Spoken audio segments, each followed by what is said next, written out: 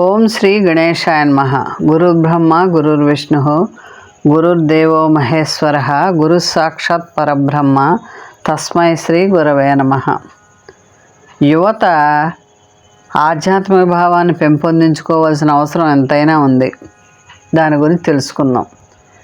విద్య, ధర్మం, విజ్ఞానం కేవలం గ్రంథాదుల ద్వారా కాకుండా ఆచరణ ద్వారానే భావి తరాలకు అందుతాయి. మా అమ్మ ఇలా చేసేది, మా నాన్న ఇలా ప్రవర్తించేవారు అని ప్రేమతో కూడిన అనుబంధంతో చేస్తూ వచ్చిన సాంప్రదాయంతోనే అనేక ఆచార వ్యవహారాలు బతుకుతున్నాయి.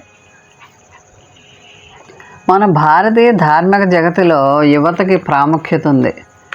యువత అంటే యువతి యువకులు. నేటి యువత తప్పనిసరిగా మంచి అలవాట్లు, మంచి మనుగడను కాపాడతాయి. అటువంటప్పుడు మనిషి యువత ప్రాయంలోనే చక్కటి అలవాట్లను నేర్చుకోవాలి.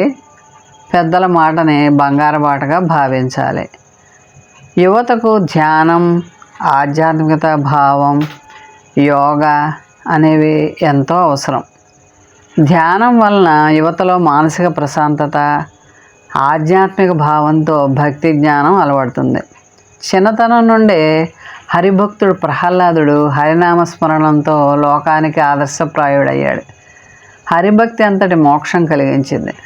చిరుప్రాయంలోనే ధ్రువుడు అచంచలమైన తపస్సుతో సాక్షాత్తు శ్రీ మహావిష్ణువునే సాక్షాత్కరింపజేసుకుని ప్రపంచానికే ధ్రువతారుగా నిలిచాడు. యువత తమ కర్తవ్యం విస్మరించకూడదు. క్రమశిక్షణతో తమ లక్ష్యాన్ని సాధించాలి. సత్య, ధర్మ, శాంతి, ప్రేమ, సమధర్మం, పెద్దల ఎడ గౌరవభావం అలవర్చుకోవాలి. సాటి వారి పట్ల సానుభూతిని చూపాలి. పరోపకారార్థమిదం శరీరం అన్న నానుడిని అనుసరించి శాశ్వతం కాని దేహంపై మోహం పెంచుకోకుండా నిస్వార్థ పరత్వంతో జీవించాలి. విశాల విశ్వంలో కంటికి కనిపించిన పరబ్రహ్మ, పరమాత్మ స్వరూపం సృష్టికి మూల కారణమని గ్రహించాలి. యువతకి ధ్యానం, ఆధ్యాత్మిక భావం ఎంత అవసరమో యోగ సాధన కూడా అవసరమే. యోగం అంటే ఆధునిక మానవ జీవితానికి యోగా అనేది దివ్య ఔషధం. యోగా ఒక సమగ్ర జీవన విధానం. ప్రాణాయామంతో పాటుగా ఇతర భౌతిక పద్ధతుల ద్వారా శరీరాన్ని ఆరోగ్యంగా ఉంచడానికి తోడ్పడతాయి. వ్యక్తిగత జీవితంలో సంభవించే విప్లవంగా యోగాని వర్ణించవచ్చు. క్రమశిక్షణతో అస్తవ్యస్తంగా ఉన్న జీవన శైలిని సరిచేసుకోవాలి. ఎలా అంటే నిద్రలేచే సమయం నుంచి రాత్రి నిద్రపోయే వరకు ఆహారపు అలవాట్లతో పాటు అన్ని విషయాల్లోనూ సమతుల్యం సాధించాలి. ఇవన్నీ యోగ సాధన వల్లే సాధ్యమవుతాయి. వశిష్ఠుడు, విశ్వామిత్రుడు, రామకృష్ణ పరమహంస, భగవాన్ రమణులు వీరందరూ కూడా యోగ సాధనతో తరించి మనకి ఆదర్శప్రాయులయ్యారు.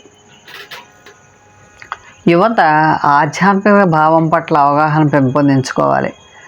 ఆధ్యాత్మిక భావం వల్ల యువతలో మానసిక ఉల్లాసం, ఆధ్యాత్మిక జ్ఞానం సంపూర్ణంగా లభిస్తుంది. భగవంతుని సృష్టి ఎంతో అద్భుతమైందని గ్రహించాలి. యుగాలు మారినా యువత ధోరణి ఒక్కటే కావాలి. అదే మంచి మార్గంలో పయనించడం కర్తవ్యంగా భావించాలి. యువతకు పలు ఆధ్యాత్మిక సూచనలు, ఆదర్శ సూత్రాలు అందించిన వివేకానందుడు, రామకృష్ణ పరమహంస యువతకు మార్గదర్శకులు. యువతలో ఆధ్యాత్మికత ఉట్టిపడే భక్తిభావం వలన మనసు నిర్మలం అవుతుంది. భక్తి, జ్ఞాన, ధ్యాన, యోగం వలన యువతలో ఉత్తేజం కలుగుతుంది. యువతరం నేడు తమ జీవిత సత్యాన్ని గ్రహించాలి. భగవత్ ఆరాధన ద్వారా తమ ఉనికిని గ్రహించవచ్చు. ఆధ్యాత్మిక మార్గం ద్వారా సృష్టి ధర్మాలను తెలుసుకోవచ్చు. విద్య ఒసగున వినయంబు, దాని వలన బడయు పాత్రత, పాత్రత వలన ధనము, దాని వలన ధర్మంబు, దాని వలన ఐహికాముష్మిక సుఖాలు అందు నరుడు అని పెద్దలు అన్నారు. మనిషికి విద్య అనేది ఇహపరమైన సాధనం. అటువంటి విద్య కూడా శీలం వల్లనే శోభిల్లుతుంది. మంచి శీలం లేని విద్యావంతుడు విద్యావంతుడే కాదు, అతడు కేవలం అక్షరాస్యుడు అవుతాడు. మానవుల్లో ఉత్తమ సంస్కారానికి శీలమే మూలం. కష్టాలు వచ్చినప్పుడు కృంగిపోయి సుఖాలు వచ్చినప్పుడు పొంగిపోకూడదు. అన్నిటా సమధర్మం పాటించే వాళ్ళే ఉత్తమ సుగుణాలు కలవారు. యువతలో ఆధ్యాత్మిక భావం పెంపొందించిన వారు జ్ఞానులు అవుతారు. భక్తి మార్గం ద్వారా భగవంతుని ప్రసన్నం చేసుకోవచ్చు. భగవంతుని ఆశీస్సులుంటే జీవితం అంతా ప్రశాంతంగా ఆనందంగా కొనసాగుతుంది. సత్యధర్మ సాధన, యోగాభ్యాసం ద్వారా ఇవన్నీ కూడా మనకు సిద్ధిస్తాయి. యువత ఆధునికీకరణ ధోరణి కాకుండా ప్రాచీన సాంప్రదాయాలను పాటించాలి.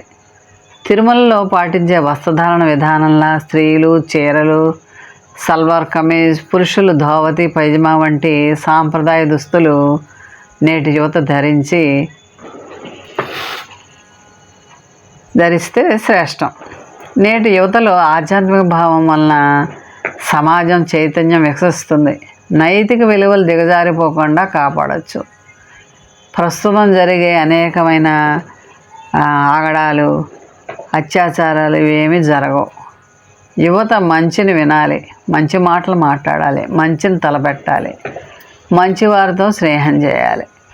దైవం పట్ల భక్తిభావం పెంపొందించుకోవడం ద్వారానే ఇవి సాధ్యమవుతాయి. సత్యం, శీల సంపద, ధర్మం, న్యాయ మార్గం, అహింస, పరమం ధర్మం విశ్వశాంతికి ప్రతీకలు.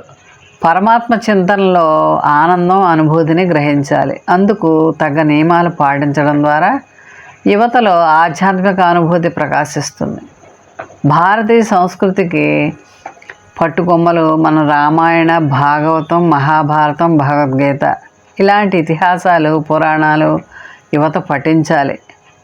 అప్పుడే జగతికి మహోదయం, యువతకి శుభోదయం అవుతుంది. సాక్షాత్తుగా శ్రీకృష్ణుడు యుద్ధ సమయంలో తత్వాన్ని బోధించినప్పుడు కూడా అర్జునుడికి అది మనసుకు పట్టలేదు. వెంటనే అతడు యుద్ధ కార్యంలో నిమగ్నుడు అవడం వలన విన్న తత్వాన్ని మనననిధి ధ్యాసనంతో చక్కగా గ్రహించడానికి అతనికి అవకాశం కలగలేదు. అందువలన కృష్ణుడితో మరలా నీ యుద్ధానికి ముందు బోధించిన విజ్ఞాన విషయాలను తెలియజేయని ప్రార్థించాడు. అప్పుడు ఆయన మరల అర్జునుడికి తత్వాన్ని బోధించాడు. ఆ సందర్భంగా అనుగీత అనే పేరుతో మహాభారతంలో ప్రసిద్ధమైంది. అలా నీ కర్తవ్యాన్ని నువ్వు నిర్వహించు అని శ్రీకృష్ణ పరమాత్మ బోధించినట్లుగా యువత ఆధ్యాత్మిక భావాన్ని అలవర్చుకొని మంచి ప్రవర్తన, మంచి శీలం గ్రహించి తోటివారిని సోదరుల భావంతో మెలగాలి. ప్రాతకాలమే లేచి స్నానాదులు పూర్తయిన తర్వాత భగవత్ ప్రార్థనలో ఓంకారాన్ని 11 సార్లు మనం జపించుకోవాలి. ఆ ఓంకారం వలన అజ్ఞానాంధకారాన్ని తొలగిస్తాయి. పవిత్రమైన అంతఃకరణ గల సాధకుడికి పవిత్ర భావాన్ని కలగజేస్తుంది. అందువల్ల ఓంకారంలో విశేషమైన ఫలితం ఉంది. మనసు ప్రశాంతత కలుగుతుంది, బుద్ధి చక్కని మార్గంలో పయనిస్తుంది. కాబట్టి ఉదయం ప్రాతకాల సమయంలో ఓంకారాన్ని స్మరించుకుని దైవాన్ని పూజించి నిత్యం పనుల్లో చేసుకుంటూ ఉండాలి. కాబట్టి యువతకు తప్పనిసరిగా ఆధ్యాత్మిక చింతన చాలా అవసరం. చిన్నతనం నుండి ఆధ్యాత్మిక చింతన అలవర్చుకుని మంచి వ్యక్తిగా, మంచి పౌరునిగా ఎదగాలి. మోహన్ వాణి ఛానల్ వారికి ధన్యవాదాలు. వినండి, వినిపించండి, వింటూనే ఉండండి. మన కార్యక్రమాలు నచ్చితే ఒక లైక్ చేయండి, మాకు ఎంతో ఎంకరేజ్మెంట్గా ఉంటుంది. అలాగే కామెంట్ చేయండి. కామెంట్ చేస్తే మేము మంచి క్వాలిటీ కంటెంట్ అందించడానికి దోహదపడుతుంది. ఆడియోస్ని షేర్ చేయండి. ఆడియోని షేర్ చేస్తే మన ఛానల్ అభివృద్ధి చెందడానికి ఉపయోగపడుతుంది. ఇంతవరకు మన కార్యక్రమాన్ని చూస్తూ ఎంజాయ్ చేస్తున్నట్లయితే, ఒకవేళ సబ్స్క్రిప్షన్ కనుక చేయలేకపోతే ఇప్పుడే ఈ క్షణమే సబ్స్క్రైబ్ చేసుకుని ఆ పక్క నుండి బెల్ బటన్ మోగించండి. వినండి, వినిపించండి, వింటూనే ఉండండి. మోహన్ వాణి తెలుగు పోడ్కాస్ట్.